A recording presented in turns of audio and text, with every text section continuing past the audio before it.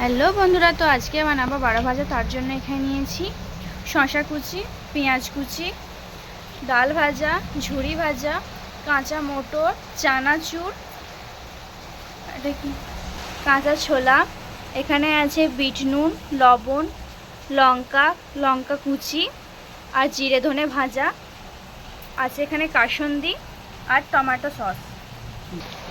একটা বলে পেঁয়াজ দিচ্ছি, তারপরে দিচ্ছি শসা কুচি, তাতে দিচ্ছি ডাল ভাজা,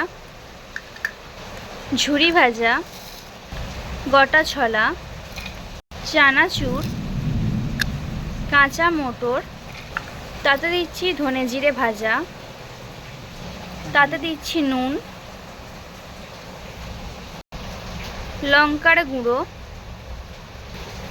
তাতে দিচ্ছি বিট নুন, কাঁচা লঙ্কা কুচি,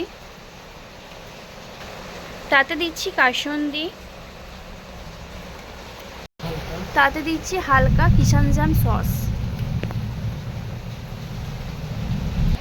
তাতে দিচ্ছি সামান্য পরিমাণ কাঁচা সরষের তেল।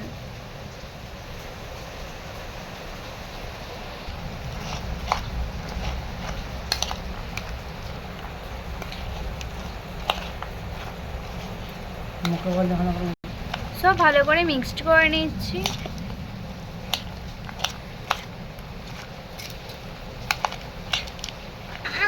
তো আমাদের বারো ভাজা একদম রেডি।